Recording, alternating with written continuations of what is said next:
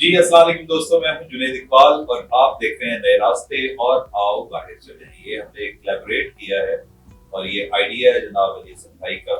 माशाल्लाह he is man of ideas. रोज रोज कोई नई नई चीजें हमें बता रहे होते हैं, समझा रहे होते हैं, बल्कि एजुकेट कर रहे होते हैं। अच्छा जनाब, अब चूंकि आज 25वां रोजा है और मतलब काफी याद दोस्तों की बस भी हुई है, एनर्जी लेवल भी गिरा हुआ है, लेकिन क्या करें, साथ मीठे रोजे भी हैं माशाल्लाह। बड़ा मजा आया और देखें ऐसे लगा जैसे पल झपकते में ही पूरा महीना गुजर गया और ये रहमतों वाला महीना। और हमारी ख्वाहिश थी कि अभी कुछ देर और रह जाता, लेकिन बहरहाल अब जहाँ तक एनर्जी लेवल का ताल्लुक है, मैं अली हसन भाई से भी यही बात कर रहा था कि जनाब अब तो वाकई रोजा तो फिर रोजा तो उसमें कुछ रंग तो दिखाना ही होता है, लेकिन बहरहाल हम भी शुक्र अल्लाह का उसी स्पिरिट में उसी तरह ही सिलसिले चला रहे हैं। और आज हमने ये सोचा कि आपसे जाते जाते, क्योंकि एक आध प्रोग्राम और होएगा, फिर उसके बाद लास्ट वर्किंग डे आ जाएगा मेरे ख्याल कल या परसों, और फिर ईद के बाद आपसे जनाब मुलाकात होगी। मीनवाइल आपके लिए एक दो चीजें हम और छोड़ के जाना चाहते हैं ताकि आप लोग उससे मुस्तफीद हो सके, महसूस हो सके। तो जनाब हम बात करते हैं आज अली भाई से रिगार्डिंग कनाडा। अस्सलाम वालेकुम अली भाई। वालेकुम अस्सलाम, क्या हाल है जुनैद भाई? अल्लाह का शुक्र। अली भाई आपका अगेन हमेशा की तरह बहुत शुक्रिया, खास तौर पे माह रमजान में तो मुझे ये खास तौर पे आपका शुक्रिया अदा करना है कि आप फोन कॉल पे आते हैं, इन दोस्तों के लिए आते हैं। तो जनाब बताइएगा कि क्या कोई नई पेशरफ्त हुई है कोई इसमें कनाडा के हवाले से, तो दोस्तों को बताएं ताकि इनको भी समझ आए कि अब क्या किस रविश पे चल रहे हैं। जी सर, जुनैद भाई उसमें ये एक आया है कि LMIA labour market impact assessment in Canada का जो वर्क परमिट होता था उसे LMIA कहा जाता था और वो आप कैनेडियन गवर्नमेंट से उसके अप्रूवल लेते थे। उसका एक फायदा ये होता था कि जो एक्सप्रेस एंट्री कनाडा की गवर्नमेंट का जो प्रोग्राम था इमिग्रेशन देने के लिए, उसमें आपको या तो 50 नंबर डायरेक्टली मिल जाते थे अगर आपका छोटे ग्रेड का होता था, और अगर आपका मैनेजर या इससे ऊपर के ग्रेड का होता था तो आपको 200 नंबर स्ट्रेट वे मिलते थे। यानी अगर पूल में रहने के लिए 300 नंबर चाहिए, 200 वो मिल गया तो 500 नंबर और ऑलमोस्ट यू आर डन। तो इसमें लोगों सर खरीदो फरोख्त बहुत ज्यादा कर रहे थे। कैनेडियन गवर्नमेंट ने इसको पिछले कुछ अरसे से टारगेट किया हुआ था, इस पे इंक्वायरीज कर रहे थे। बहुत सारे लोगों की उन्होंने PR कैंसिल भी की, मुख्तलिफ कंपनीज को ब्लैकलिस्ट किया। फाइनली 25 मार्च 2025 को उन्होंने ये डिसाइड किया कि एक्सप्रेस एंट्री में जो ये नंबर मिलते थे अब नहीं मिलेंगे। तो यानी LMIA की जो खरीदो फरोख्त है वो बंद हो जाएगी प्रैक्टिकली, क्योंकि लोग इसी वजह से खरीदते थे। और सर आप हैरान होंगे सुन के, ये 40,000 से लेकर 75,000 कैनेडियन डॉलर मार्केट में इसका रेट चलता था। अब ये बता, LMIA के जो करिंदे थे वो लेते थे पैसे?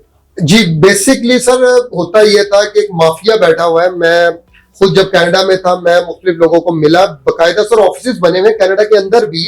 वो ये करते हैं, बजाहिर वो रिक्रूटर्स हैं और वो ये करते हैं कि वो डिफरेंट एम्प्लॉयर्स को जाके मिलते हैं। ऑफ कोर्स एम्प्लॉयर्स भी बेनिफिशियरी होता है इसके अंदर, उसको भी वो बेनिफिट देते हैं फाइनेंशियल।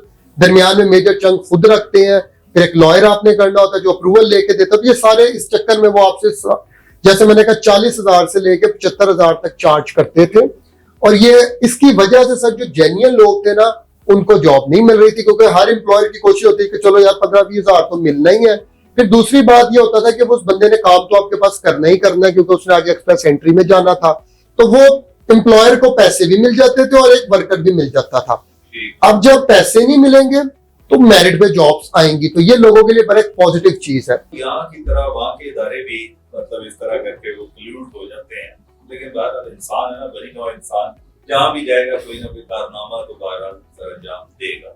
लेकिन हमें कॉशियस होना है, जैसे इन्होंने बताया कि LMIA का बहुत एक मैं सकता हूँ बाकायदा एक इजारादारी जैसे हम समझते हैं वो थी कि जनाब उसने अप्रूव करना है तो फिर आगे कोई कहानी बढ़नी है। तो लेकिन अब वो भी एक्सपोज हुआ है, अच्छी बात है। चले मुझसे कराए में ये बताए कि आजकल क्या डिपोर्ट बहुत सारा हो गया सिलसिला, उसके पीछे क्या मतलब रीजंस है? जुनैद भाई ये हवा जो है ना वो ज्यादा बना हुआ है। अच्छा जी, है कुछ भी नहीं ऐसे। अभी मैं आपको एक्सप्लेन करता हूँ और आप इस बात को जो है वो विटनेस करेंगे कि जी आप ठीक कह रहे हैं।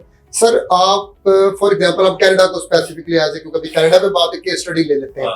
अच्छा सर आप गूगल पर जाएं और आप लिखें कि जी कनाडा से जो पर डे डिपोर्ट हो रहे हैं लोग, 2023 का डाटा मौजूद है, 24 का भी नहीं है, तो 23 के अंदर कितने लोग डिपोर्ट हुए कनाडा से, तो पर डे 39 लोग आते हैं जो पूरे कनाडा से। अब जैसे मैं गया PIA के, तो मेरे जहाज में 400 बंदा था तकरीबन। चले आप अज्यूम कर ले एक दिन में कनाडा में 100 जहाज तो आता होगा, तो कितना बंदा सर हो गया, 40,000 तो बंदा आ गया जो कनाडा में डेली आ रहा है। अब इसमें से 39 डेली डिपोर्ट हो रहे हैं। अब आप परसेंटेज निकाल लीजिए प्लीज, 0.01% बनती है गालबन। इतनी डिपोर्ट दुनिया के हर एयरपोर्ट पे चल रही होती है।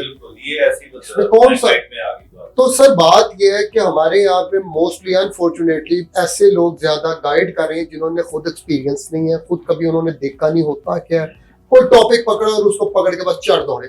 बिल्कुल ठीक है। अब मैं आपको सर ये एक्सप्लेन करता हूँ कि जब मैं अपनी एग्जांपल आपको देता हूँ, जब मैं फर्स्ट टाइम कनाडा गया तो सर एयरपोर्ट से जब मैं जहाज से निकल के जब हम इमिग्रेशन हॉल की तरफ आ रहे थे तो सर वहाँ फर्स्ट टाइम मैंने देखा बड़ी बड़ी बड़ी सी मशीनें लगी हुई थी। ये मैंने यूरोप इससे पहले 4-5 दफा गया था, वहाँ ये चीज नहीं देखी थी, लेकिन अब यूरोप करने जा रहे हैं करीब। होना था 2024 में, लेकिन एक्सटेंड होकर 2025 में चला गया। सर वहां ना ऐसी मशीनें थी कि उसके ऊपर ना एक शीशा लगा होता था, आपने अपने जाते से पासपोर्ट का फ्रंट पेज उसके ऊपर रखना है, और सर उसके बाद ना आपसे 3-4 सर उस क्वेश्चंस पूछता था और उसके बाद गेट खुल जाता था। आप अब जा रहे हैं आगे, अब आगे जाके आप खड़े हो गए, सारे हॉल ले गई, वहां पे जो इमिग्रेशन हॉल है सामने वीजा ऑफिसर 7-8 बैठे हैं अपने अपने वो कैबिन्स के अंदर। अब जिसके पास मेरी बारी है मैं उसके पास गया, जाते साथ मैंने उसको पासपोर्ट दिया और वो जो चिट निकली थी वो, अच्छा उसमें बड़ा मजेदार सर ये था कि वहां पे येलो और व्हाइट चिट निकल रही थी। अच्छा जब मेरी निकली तो मेरी जो थी सर वो निकली व्हाइट, अब बाकियों की येलो थी। अच्छा जब मैंने इर्द गिर्द देखा मैं लगता है भाई इन्ने बड़े डिपोर्ट नहीं होने, मैं कल ही मेहमान आज वापसी के होगा। अच्छा खैर उसके बाद मैंने इर्द 1-2 बंदों से पूछा कि यार वो भी मेरी तरह, उन्हें भी कोई पता नहीं था ये क्या है क्या चक्कर है। खैर जब हम बड़े हाल में इकट्ठे हुए तो वहाँ मुझे ज़हन को थोड़ी सी तसल्ली हुई कि चलो यार 4-6 और भी जवान ने मेरे अलावा, ये रहे येलो ने, बाकी सारे मतलब व्हाइट है, बाकी सब येलो थे। खैर सर मैं वीजा ऑफिसर के पास गया, उसने वो मेरा पासपोर्ट लिया और वो जो चिट थी वो ली, उसने मुझसे 3-4 क्वेश्चन किए। अच्छा यहाँ पे लोग अमूमन झूठ बोलते हैं। उसने पूछा आपके पास कुछ खाने पीने की चीज़ है, मैंने यस किया हुआ था। उसने मुझे पूछा कि आपके पास क्या है, आपने यस किया, क्या है, मैंने कहा मेरे पास मैंगोज है। उसने कहा क्या इसकी वैल्यू $60 जो कैनेडियन डॉलर उससे ज्यादा है, मैंने कहा नहीं कम है। कहता but you are saying it's 3 to 4 kg and it's how is it possible, what's the value. I told him, मैं बड़े मुसलमान है, मैं कहती 4 नहीं तो $5 ना, हाउ इज इट पॉसिबल। मैं कहा पाकिस्तान इज मतलब हाउस फॉर मैंगोज, हमारे तो ये लोकल फल है, तो ये $1 में हमें मिलता है पर केजी, पाकिस्तान में 200-250 रुपए किलो है। तो ही वाज सरप्राइज्ड अमेज्ड कि इतना सस्ता तुम्हें मैंगो। खैर फिर उसने मुझसे और पूछा कि आपकी रिटर्न टिकट है, मैंने कहा यस आई हैव। मैंने कहा मैं दिखाऊं, कहता नहीं नो नीड। मुझसे पूछा आप किधर रहेंगे, do you have a confirm hotel booking, मैंने कहा no I don't have a confirm hotel booking because I am living with my uncle, और वो लेने आए बाहर खड़े हैं, अगर आपको उनकी एड्रेस या जो डिटेल्स चाहिए I am ready to provide. No no no I don't need it. अच्छा उसके बाद उसने मुझे कहा जी वेलकम टू कनाडा, और उसने मेरा पासपोर्ट मुझे वापस दे दिया। अच्छा मैं यूरोप में भी जाते हुए ठप्पा लाते थे, ठप्पा ठप्पा कोई ना लाया। अच्छा आई वाज सरप्राइज्ड यार ठप्पा ने लाया नहीं। मैंने उससे अगेन पूछा कि भी देयर इज नो स्टैम्प, उसने कहा नो इट्स ओके। मैं can I ask one question, उसने कहा जी यस। मैं कहा ये बाकियों को तो मिला है जो पीला कागज, मुझे क्यों सफेद मिला, मैं क्योंकि कंसल्टेंट था, मैं कहा मुझे बताते हुए ना ये चक्कर की है। उसने कहा कि जब आपने स्कैन किया तो आपका सही तरह स्कैन नहीं हो, जिन लोगों का सही तरह स्कैन नहीं ना होता उनको फिर वाइट देते, फिर मैंने आपका स्कैन यहाँ पे अपनी सिस्टम पे दोबारा किया, तो इस वजह से। अच्छा कनाडा के अंदर आपका कोई किसी किस्म की स्टैंप नहीं लगती।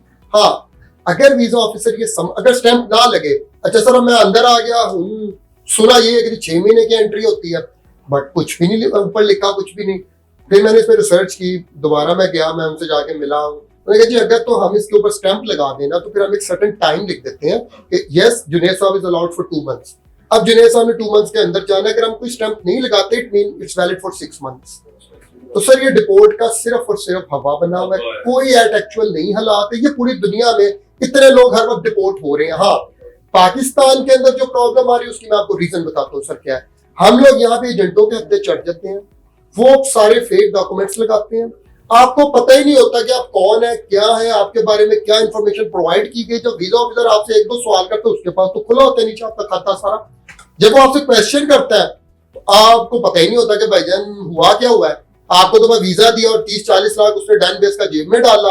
और तो ये मेजॉरिटी जो लोग डिपोर्ट होते हैं ये वो होते हैं जो डन बेस पे गए होते हैं, क्योंकि वो कागज तो नहीं इनको कभी भी देगा। फ्रॉडिया जो है, जो एजेंट है, वो इनको क्या देगा सर, ये एक रीजन है।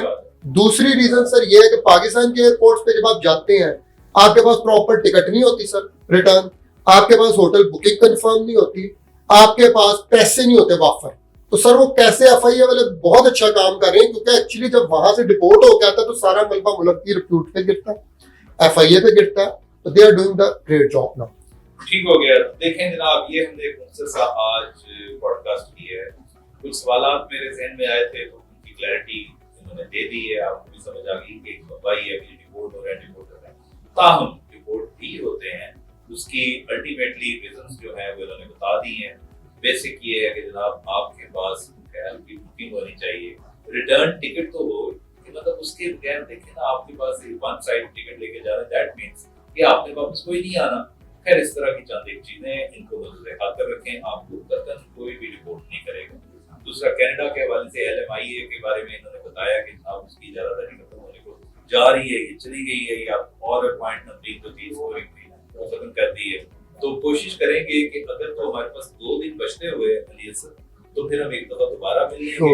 लेकिन बहुत अच्छी जबरदस्त चीजें लेकर हम आ रहे हैं। आप सेंट्रल यूरोपियन जितनी शेंजन कंट्रीज हैं उनके बारे में जो भी अपडेटेड नॉलेज है हमारे पास इकट्ठा हुआ है वो हम इंशाल्लाह आप तक वहां पहुंचाएं।